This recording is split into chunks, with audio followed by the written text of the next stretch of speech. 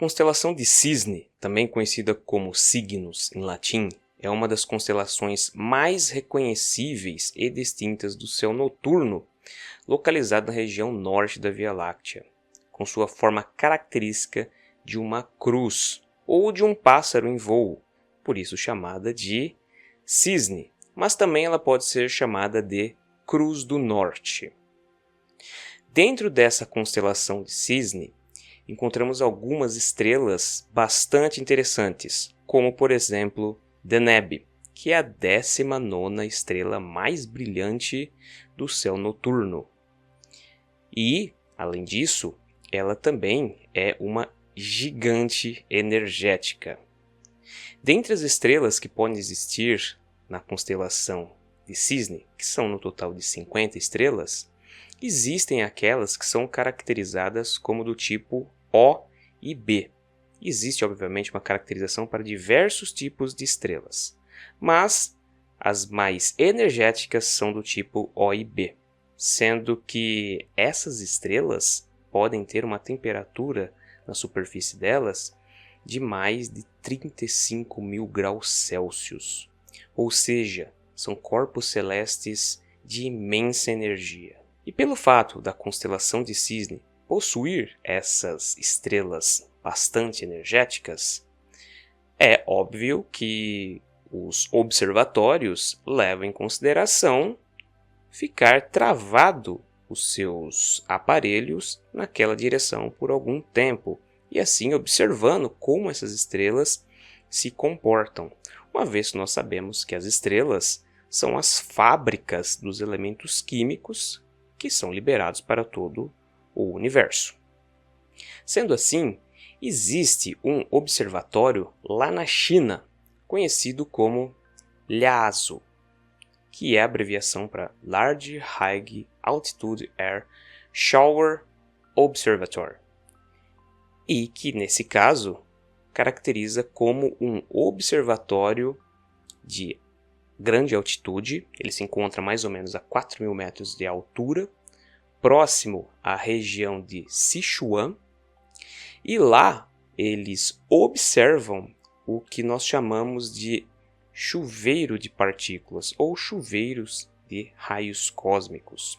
Ou seja, existem vários tipos de raios cósmicos que chegam na Terra e quando eles passam pela atmosfera, é como se eles fizessem um chuveiro de partículas. E essas partículas, então, são arremessadas em diversas direções. Por isso, esses observatórios, como o LHAASO, eles precisam ocupar uma área bastante grande para que seja possível capturar esses raios cósmicos.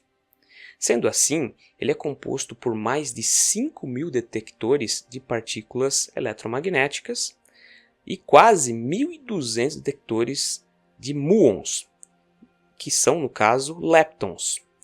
São elétrons um pouco mais gordinhos, a gente pode dizer assim. No caso, esses muons eles são produzidos quando esses raios cósmicos entram na Terra passando pela nossa atmosfera. Quando eles se chocam com a atmosfera, ocorre ali a formação de diversas partículas, elétrons, pósitrons, nêutrons, neutrinos e, obviamente, os muons. E esses detectores conseguem então perceber essas partículas fundamentais que são um pouco mais massivas. Então você consegue ali fazer análises que comprovam que realmente existem raios cósmicos muito poderosos entrando, uma vez que estão gerando esses leptons carregados chamados muons. Além disso, também existem outros detectores, como por exemplo o Cherenkov de água. Lembrando que o efeito Cherenkov é um efeito em que partículas mais energizadas entram em contato com a água e fazem com que haja a liberação de uma luz azulada. Essa luz azulada, ela indica que algumas partículas no fluido água estão mais aceleradas do que os fótons de luz. Ou seja, é como se essas partículas conseguissem ultrapassar a velocidade da luz no fluido, na água, não no vácuo. Essas partículas nem estão próximas de 300 mil km por segundo, mas elas são altamente energizadas. Então, quando esses detectores indicam que uma partícula ultrapassou a velocidade da luz, isso quer dizer que ali ocorreu a presença de uma partícula extremamente energizada. Então, o que demonstraria a presença de um raio cósmico ultraenergético chegando na Terra. Há um tempo atrás, foi observado o raio cósmico mais potente da história, que é chamado de OMG, ou seja, Oh My God, que possuía uma quantidade de energia muito alta, sendo ela na casa do exelectronvolts, ou seja, uma quantidade de electronvolts elevado a 10 a 18. Isso é muita energia. Tanto que, quando uma partícula desse tipo ela vem do espaço e se choca com um dos sensores que existem na região para captar esses fenômenos, é como se tivesse sido arremessado na direção dos sensores uma bolinha de beisebol. Mais recentemente ainda foi observado o raio cósmico, no caso Amaterasu. Amaterasu pelo nome da deusa solar do Japão.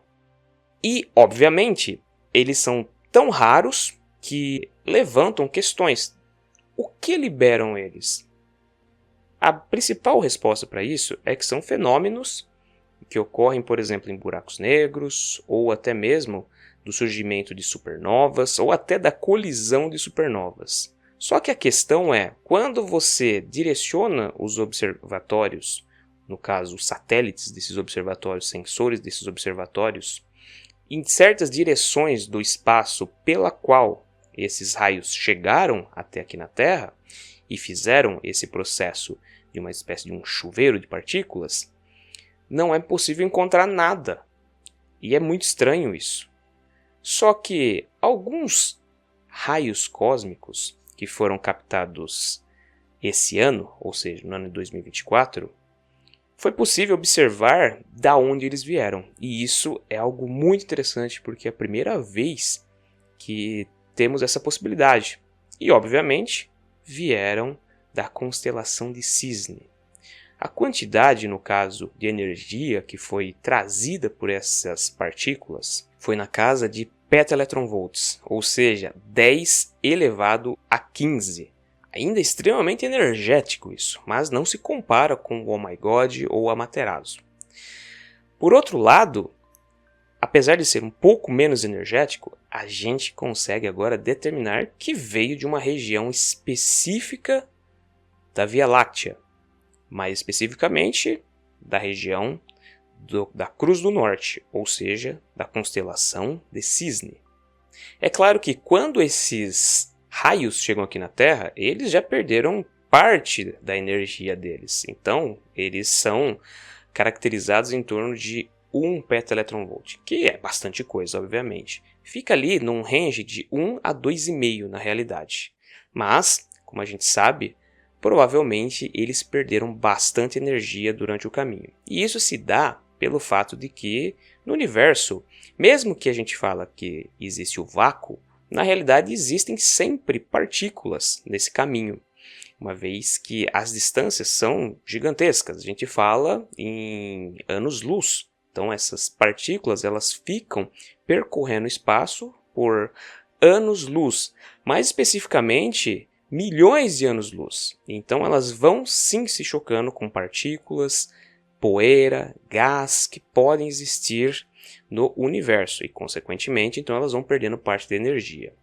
Sabe-se que lá na região da constelação de Cisne, essas partículas elas são aceleradas com energia de mais ou menos 20 petaelectronvolts. Consequentemente, então, essa região desse acelerador de partículas natural ficou conhecido como Pevatron.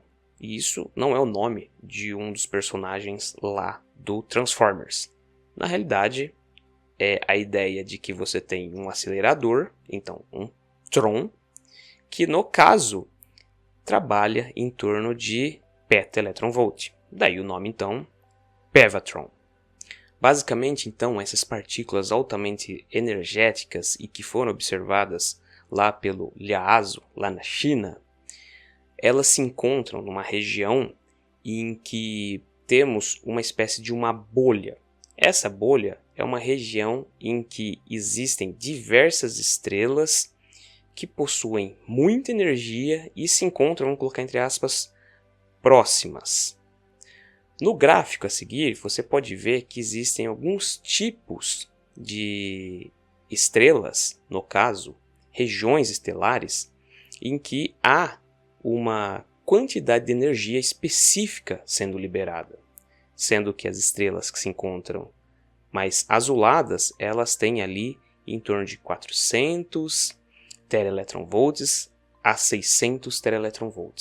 As que se encontram numa cor mais rosácea, elas têm em torno de 600 TeV a 1 PeV. E aquelas que se encontram nas bolhas mais escuras, elas têm ali fótons sendo liberados em torno de 1 PeV para cima. Ou seja, é uma quantidade de energia absurda. E dessa forma, isso caracteriza aquela região do espaço uma espécie de um acelerador de partículas natural. Obviamente, toda estrela é um acelerador de partículas. Mas, nesse caso, nós estamos falando de um acelerador de partículas que libera raios de grande quantidade de energia. É claro que, por exemplo, o Sol nos manda bastante raios cósmicos, sendo possível raios gama, sendo possível raio-x, mas nesse caso, esses raios que chegam na Terra, oriundos do Sol, não têm essa energia tão grande, uma vez que o Sol está muito mais próximo da Terra do que as estrelas lá da constelação de Cisne. Em outras palavras, esse observatório, que é o mais avançado que nós temos, ele consegue determinar regiões espaciais que produzem esses raios cósmicos extremamente energéticos. E isso é uma novidade para a gente. A gente nunca tinha conseguido determinar uma região do universo que produzia esses raios cósmicos chegando na Terra. Talvez seja possível compreender que raios cósmicos como o Oh My God ou até mesmo o Amaterasu estão vagando pelo universo por milhões, bilhões de anos e que talvez naquela região do espaço em que eles podem ter surgido, existiam algumas estrelas do tipo O e B que por algum motivo deixaram de existir ou até mesmo podem ter sido engolidas por buracos negros e nesse processo em que houve aceleração das partículas nesses aceleradores naturais, que a gente chama agora de pevatrons, podem ter existido há bilhões de anos atrás e até mesmo em alguma situação em que a física ainda não era tão similar à que nós temos hoje.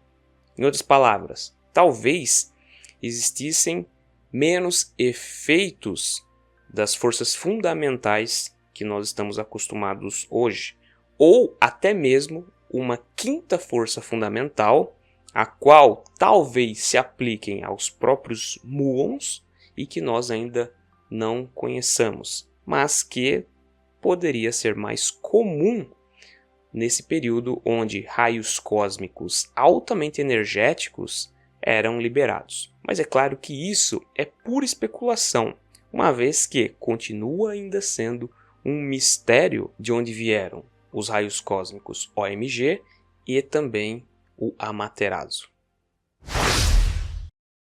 Pessoal, muito obrigado por vocês virem o vídeo até aqui. Peço, se for possível, que vocês curtam o vídeo, se inscrevam no canal e também cliquem lá no sininho para vocês sempre receberem novas notificações de vídeos científicos como esse. Se for possível também, compartilhe o vídeo para que mais pessoas possam ter acesso ao conhecimento científico. Antes de você ir embora, dá uma olhada aqui na descrição do vídeo que eu vou deixar um link de um site que eu montei agora com um resumo de livros. No caso lá, você pode procurar esses livros na biblioteca mais próxima da sua casa ou se vocês se interessarem por comprar esses livros, é só clicar lá na capa do livro que vai levar vocês diretamente para a Amazon. E se vocês comprarem o livro lá, vocês ainda acabam ajudando o nosso canal. Muito obrigado pela sua companhia e até o próximo vídeo.